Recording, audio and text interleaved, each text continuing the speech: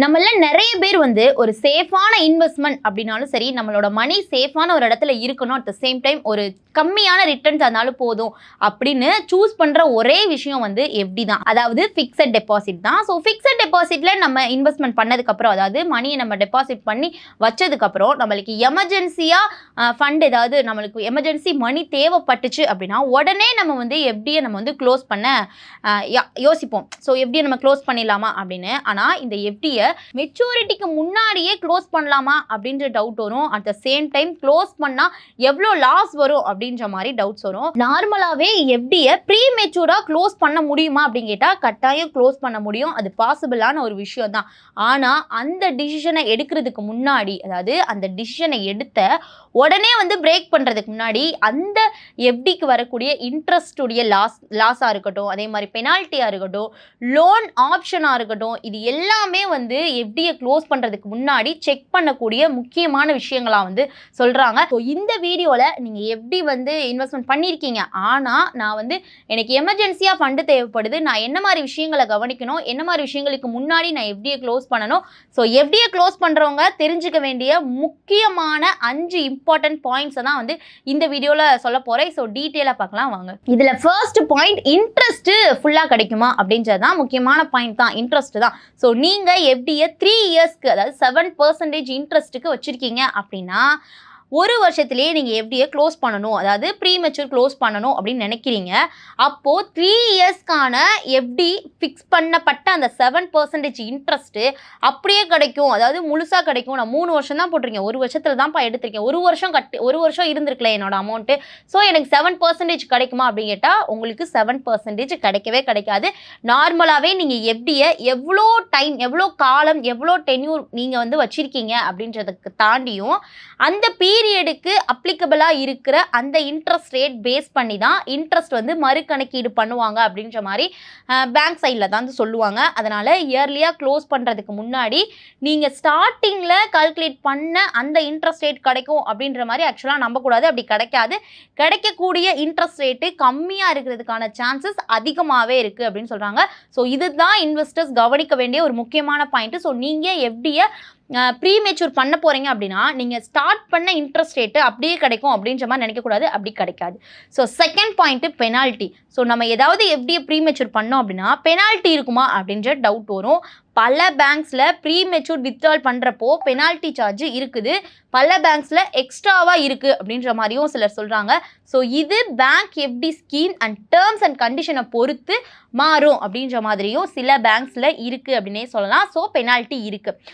Example, ஒரு எஃப்டியை pre mature withdrawal penalty இருந்துச்சு அப்படின்னா அந்த சார்ஜ் ரீசன்னால் உங்களுடைய எஃபெக்டிவ் ரிட்டர்ன் அப்படின்ற ஒரு விஷயம் வந்து கம்மியாகலாம். அதனால் எனக்கு இப்போ பணம் வந்து தேவை, அதாவது எஃப்டியை பிரேக் பண்ணிடலாம் அப்படின்னு நினச்சிங்க அப்படின்னா இமீடியட்டாக இந்த ஒரு டிசிஷன் எடுக்காதீங்க. எஃப்டியை க்ளோஸ் பண்ணணும் அப்படின்னு சொல்லிட்டு முதல்ல உங்களுடைய பேங்க்கில் எவ்வளோ பெனால்ட்டி சார்ஜஸ்லாம் வந்து ஃபிக்ஸ் பண்ணுறாங்க, பே பண்ண சொல்கிறாங்க அப்படின்றத ஃபஸ்ட்டு செக் பண்ணுங்கள். So interest, loss plus penalty அப்படின்றது ரெண்டையும் சேர்த்து பார்க்குறப்போ ஆக்சுவல் காஸ்ட்டு ரொம்ப அதிகமாக வரலாம். ஸோ முன்னாடி பெனால்ட்டி எவ்வளோ அப்படின்றது செக் பண்ணுறது ரொம்பவே முக்கியமான ஒரு விஷயம். ஸோ மூணாவது பாயிண்ட் என்ன அப்படின்னா, இது ரொம்ப முக்கியமான பாயிண்ட்டு. இப்போ உங்கள்கிட்ட ஒரு 5 lakhs வந்து நீங்கள் எஃப்டியில் போட்டிருக்கீங்க அப்படின்னா, ஆனால் இப்போதைக்கு எமர்ஜென்சியாக உங்களுக்கு தேவைப்படுற அமௌண்ட் வந்து ஒரு 1 lakh தான் இருக்கும். ஸோ 5 lakhs எஃப்டியை நீங்கள் க்ளோஸ் பண்ண வேண்டியதாக இருக்கும் இந்த 1 lakhக்காக. ஸோ அப்படி நீங்கள் 5 lakhs எஃப்டியை நீங்கள் ப்ரீ மெச்சூராக க்ளோஸ் பண்ணுறது அப்படின்றது முதல்ல அவசியமா அப்படின்றத பார்த்துக்கோங்க. உங்களுடைய பேங்க்கில் பார்ஷியல் வித்ட்ரால் இல்லை அப்படின்னா சூட்டபிள் ஃபெசிலிட்டி இருக்குதா அப்படின்றத செக் பண்ணுங்க. இந்த மாதிரியான ஆப்ஷன் இருந்துச்சு அப்படின்னா 5 lakhs மொத்தம் அந்த 5 lakh எஃப்டியுமே வந்து க்ளோஸ் பண்ண வேண்டிய அந்த ஒரு சினாரியோ வந்து வராது. அந்த மாதிரியான ஆப்ஷன், அதாவது பார்ஷியல் வித்ட்ரால் இல்லைனா வந்து சூட்டபிள் ஃபெசிலிட்டி, இந்த மாதிரியான ஆப்ஷன் இருக்கான்னு உங்களுடைய பேங்க்கில் வந்து செக் பண்ணிக்கோங்க.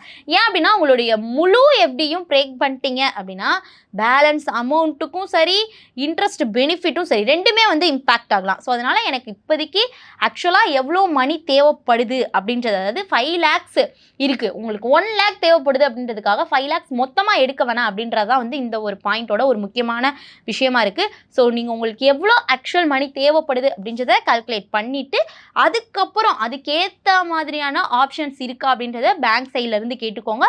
ஸோ அதுக்கப்புறம் நீங்கள் எப்படியும் முழுசாக க்ளோஸ் பண்ணலாமா வேணாமா அப்படின்றத டிசிஷன் எடுக்க எடுக்கிறது ஒரு பெட்டர் ஆப்ஷனா இருக்கும். 4வது பாயிண்ட் என்ன அப்படின்னா, லோன் அகைன்ஸ்ட் எஃப்டின்றது ஒரு ஆப்ஷனா இருக்குது. ஸோ எஃப்டியை பிரேக் பண்றதுக்கு முன்னாடி பார்க்க வேண்டிய ஒரு முக்கியமான ஆப்ஷன் தான் வந்து இந்த லோன் அகைன்ஸ்ட் எஃப்டி அப்படின்னு சொல்றாங்க. இதை ஓவர் டிராஃப்ட் ஃபெசிலிட்டி அப்படின்றதையும் சொல்லியிருக்காங்க இந்த ஒரு விஷயத்துக்கு மாற்றா. ஸோ சில பேங்க்ஸில் உங்களோட எஃப்டியை செக்யூரிட்டியாக வச்சுக்கிறதுக்கு அதுக்கு எதிராக லோன் இல்லை அப்படின்னா ஓவர் டிராஃப்ட் ஃபெசிலிட்டியை ஆஃபர் பண்ணுவாங்க. இதோட மெயின் அட்வான்டேஜ் என்ன அப்படின்னா, உங்களோட எஃப்டியை நீங்கள் உடனே வந்து க்ளோஸ் பண்ண வேண்டிய அவசியம் இருக்காது. அதுக்கு தேவையான லிக்விடிட்டி கிடைக்கிறதுக்கான சான்சஸாக தான் இதை பார்க்குறாங்க அப்படின்னே சொல்லலாம். ஸோ இந்த ஒரு ஆப்ஷன் வந்து உங்களுக்கு டக்குன்னு அந்த எமர்ஜென்சி ஃபண்டு லிக்விடிட்டி வந்து கைக்கு வந்துடும். ஸோ அதாவது எஃப்டியை நீங்கள் கண்டினியூவாக அந்த இன்ட்ரெஸ்ட் வந்து ஏர்ன் பண்ணிக்கிட்டு இருக்கும் போது உங்களுக்கு தேவையான அமௌண்ட்டை வந்து லோன் இல்லைன்னா இந்த மாதிரியான ஓவர் டிராஃப்ட் மூலமாக யூஸ் பண்ணிக்கலாம். இது வந்து பேங்க் தரக்கூடிய ஒரு ஆப்ஷனாக தான் வந்து இருக்குது அப்படின்னே சொல்லலாம். அதுவுமே உங்களோட பேங்க்கில் இருக்கா அப்படின்றத செக் பண்ணிக்கோங்க. ஆனால் இங்கே ஒரு இம்பார்ட்டண்டான பாயிண்ட் இருக்குது. இந்த ஒரு ஆப்ஷனில் லோனுக்கும் இன்ட்ரெஸ்ட் காஸ்ட் இருக்கும் அப்படின்றத நீங்கள் வந்து நினைவில் வச்சுக்கணும். ஏன்னா நீங்கள் லோன் வாங்குறப்ப இன்ட்ரெஸ்ட் ரேட் நீங்களும் கட்டணும். ஸோ அதனால் எஃப்டியை பிரேக் பண்ணால வர்ற அந்த இன்ட்ரெஸ்ட் லாஸ் ப்ளஸ் பெனால்ட்டி ஒரு புற இருந்தாலும் இன்னொரு பக்கம் லோன் அகைன்ஸ்ட் எஃப்டி நீங்கள் எடுத்தீங்க அப்படின்னா அதுலேயும் காஸ்ட் வந்து டிஃபர் ஆகும். அதுலேயும் எவ்வளோ இன்ட்ரெஸ்ட் ரேட் அப்படின்றதையும் நீங்கள் கேட்டறிஞ்சுக்கோங்க. ஸோ இந்த ரெண்டையும் கம்பேர் பண்ணி எந்த ஆப்ஷன் சீப்பராக இருக்கோ அதுக்கு வந்து நீங்கள் வந்து டிசிஷன் மேக் பண்ணிக்கலாம் அதுக்கப்புறம். ஸோ கடைசியாக எஃப்டியை நீங்கள் ப்ரீ மெச்சூர்டாக க்ளோஸ் பண்ணுறதுக்கு முன்னாடி இந்த ஒரு 3 விஷயங்களை கட்டாயமாக தெரிஞ்சுக்கோங்க. ஃபர்ஸ்ட் நீங்கள் ஆக்சுவலாக எவ்வளோ பணம் உங்களுக்கு தேவை அப்படின்றதையும் எவ்வளோ இன்ட்ரெஸ்ட்டில் நீங்கள் வந்து ஃபஸ்ட்டு நீங்கள் போட்டிருக்கீங்க அப்படின்றத பாருங்கள். Second, premature closure penalty எவ்வளோ அப்படின்றதையும். தேர்ட் வந்து எஃப்டியை பிரேக் பண்ணுறதுக்கு பதிலாக இந்த மாதிரி லோன் அகைன்ஸ்ட் எஃப்டி இந்த மாதிரி ஓவர் டிராஃப்ட் அப்படின்ற விஷயத்தையுமே வந்து நீங்கள் எடுத்துக்கிட்டால் கம்பேர் பண்ணிவிட்டு அதுக்கப்புறம் டிசிஷன் மேக் பண்ணிக்கோங்க. இந்த 3 விஷயத்தையும் எஃப்டியை க்ளோஸ் பண்ணுறதுக்கு முன்னாடி தெரிஞ்சுக்கிட்டு அண்டர்ஸ்டாண்ட் பண்ணிக்கிட்டு அதுக்கப்புறம் வந்து டிசிஷன் எடுக்கிறது ஒரு நல்ல ஆப்ஷனாக இருக்கலாம். ஸோ எஃப்டியை பிரேக் பண்ணுறது நல்லதா இல்லை கண்டினியூ பண்ணுறது நல்லதான்னு கேட்டால், எஃப்டியை மெச்சூரிட்டிக்கு முன்னாடி க்ளோஸ் பண்ணுறது அப்படின்றது எப்பயுமே ஒரு ராங்கான டிசிஷன் அப்படின்னு சொல்ல முடியாது.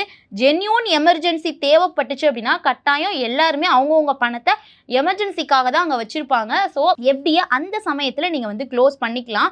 அந்த சமயத்தில் உங்களுக்கு எஃப்டி யூஸ்ஃபுல்லாகவும் இருக்கும். ஆனால் அவசரமாக வந்து எஃப்டியை வந்து பிரேக் பண்ணுறதுக்கு முன்னாடி அதோட இன்ட்ரெஸ்ட் லாஸு, அதே மாதிரி ப்ரீ மெச்சூர் க்ளோஷருடைய பெனால்ட்டி எவ்வளோ, லோன் அகைன்ஸ்ட் எஃப்டி ஆப்ஷன் எடுத்தாலும் அதோட இன்ட்ரெஸ்ட் ரேட்டையும் உங்களுடைய எஃப்டி இன்ட்ரெஸ்ட் ரேட்டையும் கம்பேர் பண்ணி எடுக்கிறது ஒரு நல்ல டிசிஷனாக இருக்கலாம். ஓவராலாக ஒரு நல்ல இன்வெஸ்ட்மெண்ட் அப்படின்றது பணத்தை எடுக்கிறது மட்டும் இல்லாமல் அந்த பணத்தை எடுக்கிறப்போ அன்னெசரியான லாஸை எப்படி அவாய்ட் பண்ணலாம் அப்படின்றதையும் பார்ப்பது தான் ஒரு ஸ்மார்ட் ஃபினான்ஷியல் பிளானிங் அப்படின்னே சொல்லலாம். ஸோ உங்களை பொறுத்தவரையும் எஃப்டியை ப்ரீ மெச்சூர் பண்ணுறது கரெக்டான டிசிஷனாக, அதை எமர்ஜென்சினா எடுத்து தான் பார்க்கணும். இல்லை அப்படின்னா வேறு ஏதாவது ஒரு சொல்யூஷன் இருக்கா, நீங்கள் எப்படி போட்டிருந்தீங்க உங்களுக்கு எமர்ஜென்சியாக இந்த மாதிரியான எனக்கு ஃபண்டு தேவைப்பட்டுச்சுன்னா இந்த மாதிரியான விஷயங்களை பண்ணேன், எனக்கு வந்து எஃப்டியோட இன்ட்ரெஸ்ட்டும் வந்து கரெக்டாக மேட்ச் ஆகுது, அதாவது நான் சொன்ன மாதிரி முன்னாடி இந்த லோன் அகைன்ஸ்ட் எஃப்டி அப்படின்ற பிளான்லாம் வந்து எனக்கு கரெக்டான பிளானாக இருந்துச்சு, இதில் இன்ட்ரெஸ்ட் ரேட் வந்து கம்மியாக இருக்கும், சில பேங்க்ஸில் கம்மியாக இருக்கும் அப்படின்னு நீங்கள் எக்ஸ்பீரியன்ஸ் பண்ண உங்களுடைய கருத்துக்களை